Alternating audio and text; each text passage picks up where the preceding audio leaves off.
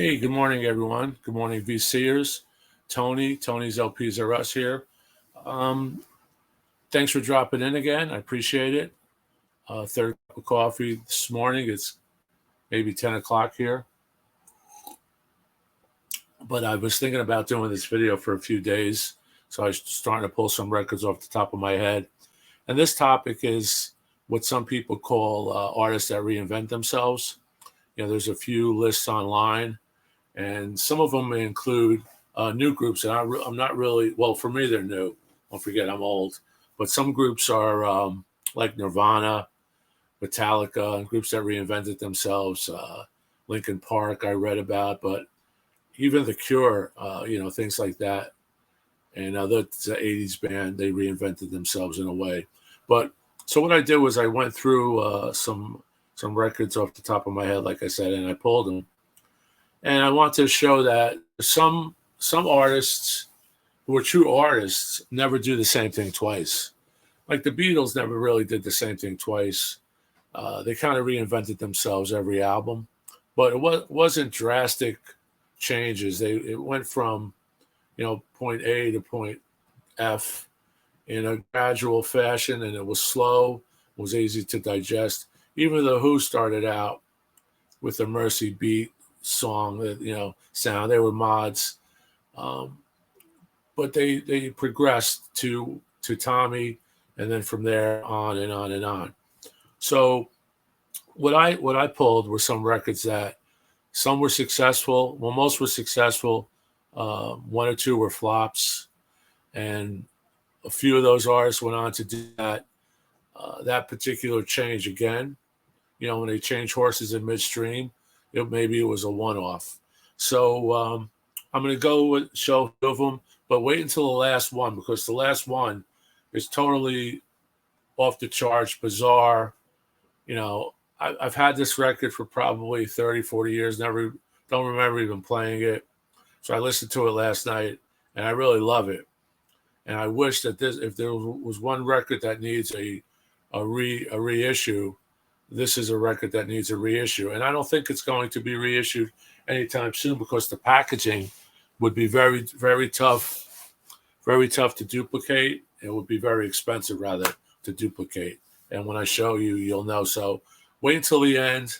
The last record's amazing. I have a great story to tell about that record.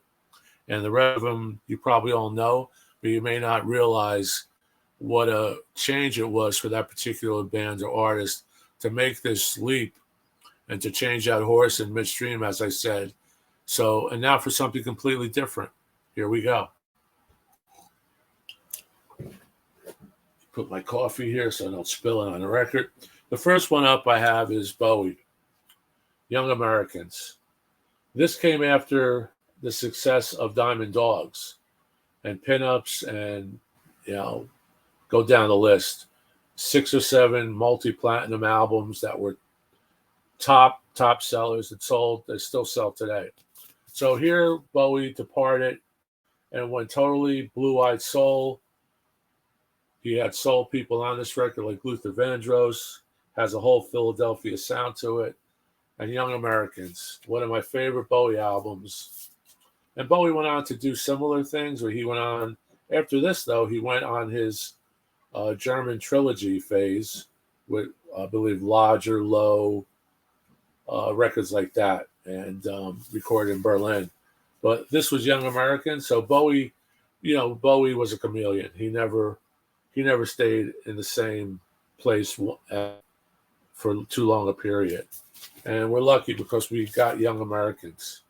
And this is, if you don't have Young Americans, for me, that's a must Bowie.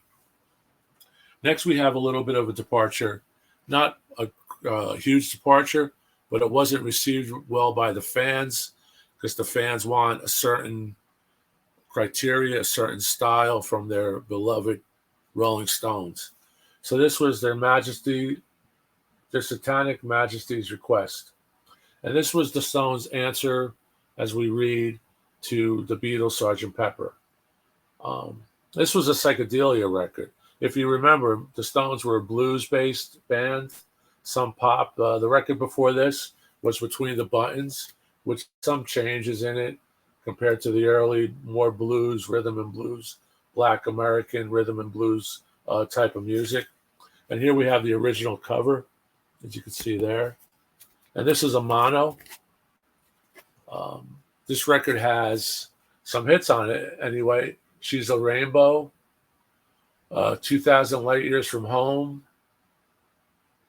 Sing This All Together. It's a great album, but it didn't do well with the fan base. And now it's legendary, of course.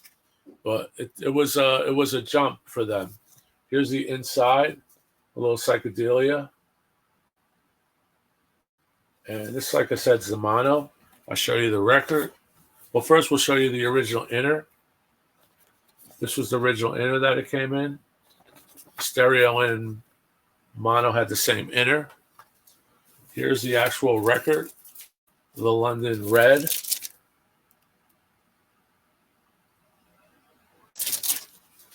And here are my notes. I had charts on some of my records, my notes. This has no noise, near mint. VPI cleaned it October 6, 2015. It's probably the last time I played it.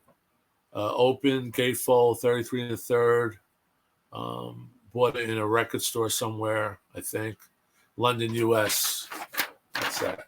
Next up is a classic, and you all know the record, but you may not know the background to this record.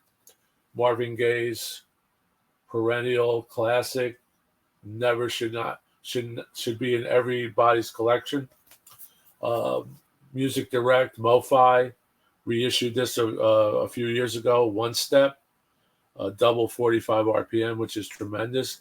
The only downside on the One Steps, as you know, it breaks the flow of the music as it was intended by the artist or the producer and band. So you have to get up a few times. But this is the classic OG Marvin Gaye, What's Going On. Here's the Motown Tamla label, as you can see there. And the thing with this record was that the record that Marvin did before this was called That's the Way Love Is. I don't even think That's the Way Love Is charted. Don't know what's on That's the Way Love Is. But the previous 10 or 12 albums or whatever albums that he did were little songs, soul, rhythm and blues, duets with Tammy, and just the typical run-of-the-mill Motown, Hitsville music that Marvin wanted to do something different. It was 1971. The country was in turmoil with Vietnam. We had inflation. We had poverty. We had racism. We had the war in Vietnam. We had people being drafted. We had drug addiction.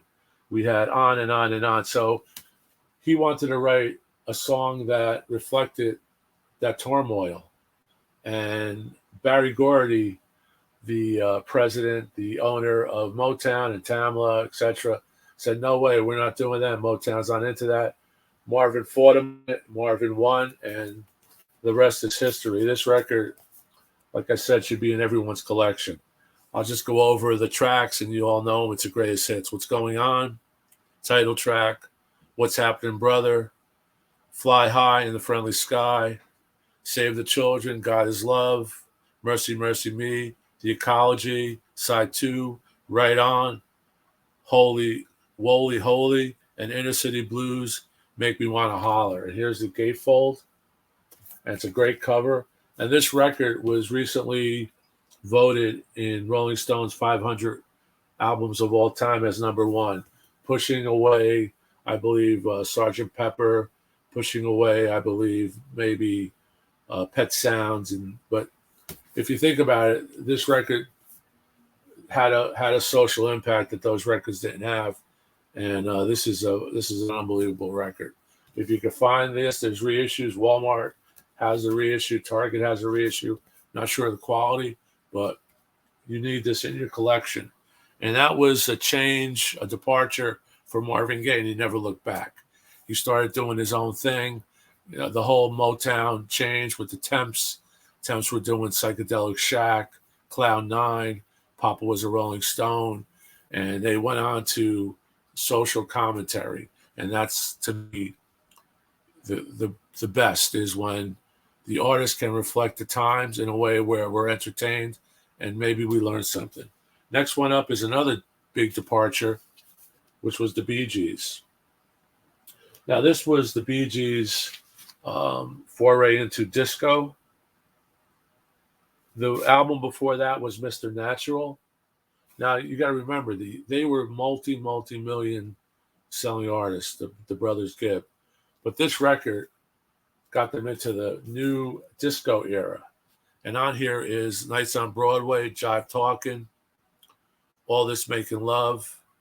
And that catapulted them to reach audiences that they didn't reach before, audiences that were dance clubs, discos. And then, of course, they went on to get the contract and did the soundtrack for Saturday Night Fever, and the rest is history. When they did Saturday Night Fever, everything else went. You forgot that they started out as a vocal group, a rock group, a concept group like Odessa. And this was produced by Arif Martin, who was a blues, disco type of dance producer, and changed their sound. This is not a gatefold, but this is an OG. There's the main course. Great cover. And that was a departure, and they never really went back. It was a departure that catapulted them to bigger and better things, such as, just to reiterate, bands that change horses in midstream for whatever reason. You have Fleetwood Mac's a good example. They had three phases. They had a blues phase with Peter Green. They had a psychedelia phase with Robert Welch. And then later on, when Robert Welch left and Lindsey Buckingham and Stevie Nicks joined, it catapulted them to pop superstardom, where they would sell zillions of records, and those are still being reissued today. Here's another great departure, which is a departure which he later on hinted at, but didn't go back to that in the same delving in that he did on this record. And it's one of my favorite records by Bruce. And that's Bruce Springsteen, Nebraska. This has Nebraska, Atlantic City, Johnny 99, who Johnny Cash did, or Johnny Cash may have done State Trooper, Open All Night, Reason to Believe. And this is a promo, as you can see there. And this was recorded, Bruce by himself, acoustic guitar, supposedly on a home Sony player, cassette deck, whatever. And this came out after The River, the multi-mega selling The River. And you can see the departure for this. This was not with the E Street Band. This was Bruce solo, acoustic guitar, stark, raw, just amazing. And this had its critics from the fans, but like everything else, when you're an artist, you're kind of ahead of the curve. And like I said, one of my favorite records. I also bought this on a Record Store Day release a few years ago. I have to see what it sounds like. Here's the original Columbia record. So Nebraska, big departure for Bruce. Next up, we have a guy who started it all in a way. We go back to the Rolling Stones, they took their name from a Muddy Waters song, Electric Mud. Now, this was the brainchild of Marshall Chest, the son of one of the Chess brothers, who owned Chess Records, founders of Chess Records. So he did Electric Mud. That was when the blues were becoming electrified, not just electrified Chicago style, but electrified UK, British style. And they wanted to capitalize on this. Chess did, and Muddy Waters did this. Now, I love this record. This record is a great record. It's a great sounding record. This is the original gatefold. And here's the chess label, a green chess record. And what's cool about this is this was a cutout. It's on actually on Cadet, which is a chess label. But here again, this has I Just Want to Make Love to You, Hoochie Coochie Man. They do the Stones, Let's Spend the Night Together. She's All Right, I'm a Man. Tomcat, same thing. And I believe this came with a booklet in some of the original presses. This is an original, but I don't have the booklet. Like to get that someday if there is a booklet. But that was a departure in a way, and wasn't a huge record, but now it's considered a classic. Muddy Waters. Next up is one of my favorite artists, and this was a true departure. And again, for me, it's probably my favorite Elvis Costello record, Almost Blue. Complete country and western. Why Don't You Love Me Like You Used to Do, Sweet Dreams, I'm Your Toy, Tonight the Bottle Is Down, Good Year for the Roses, Thinking, Too Far Gone, Honey Hush, How Much I Lied, and Brown to Blue. And this was recorded in Nashville on May 18 to 29, 1981, engineered by Ron Snakes Reynolds. This is the UK pressing. This is on Beat. I'll show you the label.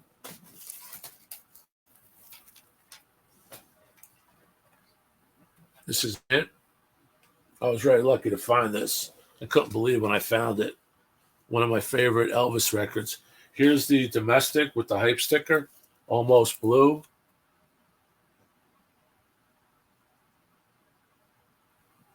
This is fantastic. That still has the shrink and the hype. It was from Harmony House, which is a record store I worked. I worked at 2 record stores. I worked at Vogel's and I worked at Harmony House. Great record store. It was a chain. Harmony House was a chain. Almost Blue. Here's the 12-inch of some of these tunes live. And it has a few tracks down on the record. Honky Tonk Girl, Blues Keep Calling Me, and My Shoes Keep Walking Back to You. This is a fantastic sounding record. This is the import. So what was the record before that? Elvis Costello. The record before that was Get Happy and Trust. Get Happy and Trust were I believe there were at least 20 tracks. I think there were 10 records aside. Those records were reissued on double 45s. I think they're double 45s, which bring out the fidelity. But it was a complete departure for Elvis and the guys. So he went from Trust, from this year's model, from Oliver's Army, to Almost Blue, which was country and western. And if you go through this record, listen to it on YouTube, you'll see or look it up on a discography, and you'll see that it's all classic early country and western tunes. Cheers. And let me just take a second to thank everyone again for dropping in for this record, for this segment, but for watching all my other segments and liking and supporting. Please subscribe. I'm trying to build the channel as I say, but I really enjoy doing this. I hope you like it. And please, in comments, leave me some of your albums where the artist has changed in midstream and you kind of dig it or you don't like it. You know, another example off the top of my head is Rod Stewart. Rod Stewart kind of changed in midstream after he did some disco tunes, some pop tunes. He went on to do the Great American Songbook, and they sold millions. I think there's 3 or 4 records that Rod Stewart did. That's not my cup of tea. I didn't buy any of those. I have the CDs, but not the vinyl. And that's just another example where an artist feels the need to go somewhere else and expand. Even if you think about Genesis, when Genesis lost Peter Gabriel, they were true prog, true progressive, 10-minute tracks, 20-minute tracks, one side. When Peter left and Phil Collins took the reins as singer and more of a prominent role. They became more pop, and they actually sold more records. And people like that era of Genesis. I like the original era of Genesis more so than the pop era. And I'm coming to the last two here. And like I said, the last one is a real mind blower, as this one is in a way. The Four Seasons on Philips. This is an original mono. And the reason this is a strange departure, because it's the Four Seasons by BURT BACHARAC, and the Four Seasons sing big hits by BURT BACHARAC and Hal David, and big hits by Bob Dylan. I listened to the Dylan side last night, and it's so bizarre to hear Frankie Valli singing "All I Really Want to Do Is Baby Be Friends with You" and "Mr. Tambourine Man," like a Rolling Stone. Don't think twice. It's all right. So this was a huge departure for them. The record before this was Gold, Solid Hits. Don't forget, you're getting Sherry, Dawn, Stay Away, all the classic, maybe doo-wop, and then they do Dylan. And here's the inner. Here's the Philips label. And this is a mono. It's VG Plus in some areas. I'd like to get a better copy of this. They're hard to come across. I had this for years. This is still in the original shrink with the sticker from the store. And this is a mono. It's also in stereo. But the next one is just so bizarre. And I have a little blurb here I want to read. This is called the Genuine Imitation Life Gazette. The Genuine Imitation Life Gazette is a 1969 album by American rock band The Four Seasons. Member Bob Gaudio teamed up with Jake Holmes to create a psychedelia concept album, which adjusted the band's stylings to the changing times of the late 60s. Instead of love songs, the bands tackled subjects similar to what Marvin Gaye was doing, but this was in 69. If you remember 69, we had a whole explosion. It was British bands doing blues. You had Zeppelin, the first two Zeppelin albums. So the band tackled subjects such as war and racial tension. It was released in January of 69, 44 minutes long. Producer Bob Crew and Joe Long, who was a bass player, who I'll talk about in a second. The album's packaging was also distinctive, with the cover being stylized as a newspaper and the sleeve containing an 8-page newspaper-like insert that also had specially colored background strips by Skip Williamson and Jay Lynch. It's actually a comic book. The first single, issued 7 months before the album's release in June, was Saturday's Father. It's a very touching tune about a father who is divorced or separated from his wife, but the children live with the mom, and he goes to pick the kids up, and he has to bring them home. And as he's leaving, the kids are hugging him and kissing him, and there's no communication between him and his ex-wife or the mother of the children. So that was a cool record. It was also bubbled under number 103 in the Billboard Hot 100. So a big disappointment where, Four Season records would always hover in the top 20, top 10.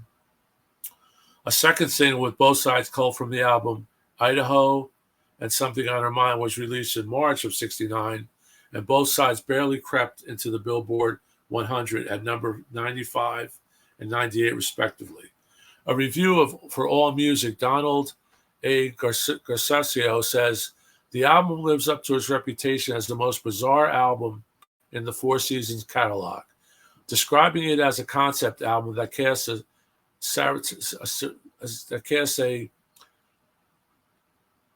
eye on American life in a satire fashion. He calls it relentlessly innovative, skillfully constructed, and never dull, and the stunning example of the artistry of the Four Seasons at their most ambitious. This record is extremely impressive. I have a stereo version. I'm not sure if there's a mono version, but the notes and the music and the arrangements and the horns and the bass playing by Longo. There's even like a hi-hat in here from a guest person who played the hi-hat over the percussion. Just amazing. The Dangerous Minds website reports that at a this is fun. At a 1970 dinner party, Gaudio was told by John Lennon that Genuine Imitation Life Gazette was one of his favorite albums. The same site says that after Frank Sinatra heard the album, he hired Gaudio and Home to create his album Watertown, which is a great departure for Sinatra, which I didn't include. I'm trying to keep these kind of under a half hour. But Watertown is a big departure for Sinatra. It didn't do what they had hoped, but it was produced by the folks who run the Four Seasons. Joe Long, who is credited as co-producer on this album, considered it his favorite album of the ones he recorded at the Four Seasons. Now that little comment kind of hits me hard because I met Joe Longo at probably about 10 years ago. As you saw, I have some Four Seasons records autographed. I didn't bring this one because I didn't know the background of this one when I pulled. I was looking for pictures. I was looking for records with Joe Longo on it. But anyway, I would have had an opportunity to talk to Joe Longo because I went to his street dedication in his hometown of Elizabeth, New Jersey. They dedicated a street to him, and Joe was there, and they had a reception at the local Catholic church, which was St. Anthony's on Center Street in Peterstown, which is an predominantly Italian section of Elizabeth, New Jersey. So I would have had the opportunity to talk to him about the Gazette, which probably no one else in that room even heard, because this record got no airplay. It was kind of ahead of its time, and came out when there was so much great music, and the Four Seasons fans wanted Four Seasons. They wanted, doo-wops. They wanted Frankie Valli up front, so they didn't get it. But here's the record. I'll show you the album. Here's the actual album on Philips. I listened to this last night. Tremendous. Here's the jacket. And the jacket's reminiscent of Jethro Tull, Thick as a Brick. It's a newspaper. And it's really bizarre fictional headlines and fictional articles. And when you read it, it's pretty corny. Gallup protest stage at Montclair, New Jersey. Here the index has the songs: Wall Street Village Day, Saturday's Father, Genuine Imitation Life, which is a great tune, Idaho, which is kind of bizarre. This is almost as if the Four Seasons meet the Beach Boys, meet Sgt. Pepper. It's that type of bizarre. It's bizarre because it's the Four Seasons, and we're not used to that. And here you have guitarist electrocuted, police, and it goes on and on and on. And here inside you have a fold out like a newspaper. And if you can see up here, there's a little cartoon on the Beatles from the psychedelia Beatles phase, Magical Mystery Tour, Abbey Road, Sgt. Pepper, and has another page to it.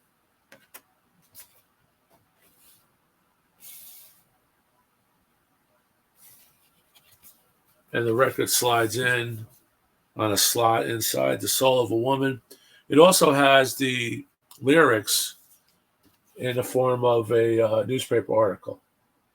So a very ambitious is a good term, ambitious record on Philips. This is stereo.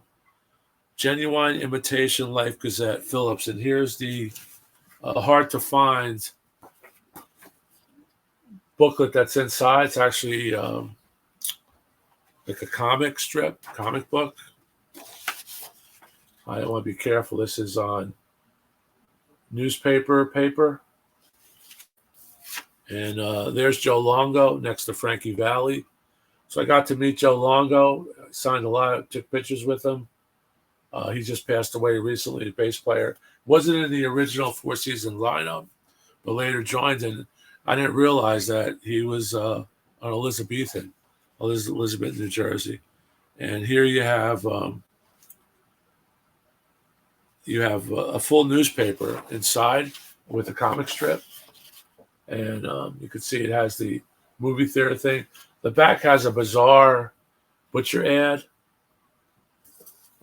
You can see there Elvis Parsley, Beatles, Electric Prunes, Canned Heat, Fresh Cream, Moby Grape, Country's Joe Fish, Vanilla Fudge. And that's it. So this record really needs a reissue to bring it out, to get it out there. So if anybody's looking, if the Four Seasons people are looking, which I doubt, but Four Seasons fans know this record. Not easy to find. So that's my little segment for today. You know, bands that changed horse midstream. And this was a flop. They didn't really do a lot of this type of thing after that. I believe the band soon broke up and got together once in a while. Of course, Frankie is still touring today. Just a legend, living New Jersey legend. We're happy he's a New Jerseyan. And he's still touring in his 80s or close to 90 maybe. And just a tremendous talent. The Jersey Boys was a super mega hit. If you haven't seen it, there's the movie that Clint Eastwood produced based on the play. And if you can't see the play, see the film. But check this record out. Listen to it on YouTube. Let me know what you think. Really great. Just tremendous. Very ambitious. Just the complexity of the music. And I didn't read along when I listened to it, to the lyrics. But I will do that. But Frankie Valli's all over the place. There's a lot of stereo imaging. There's horns. The bass playing on this is off the chart, as is the there's someone playing the hi-hat listed in there. But there's a lot of cymbals and treble. And I wish I got to talk to Joe Longo about it, but he's up there right now, so he knows about it. So keep rocking. Thanks a lot. Please subscribe. Please like. And keep the channel open, and we'll give you some more content. Once again, thanks. Have a great day. Cheers.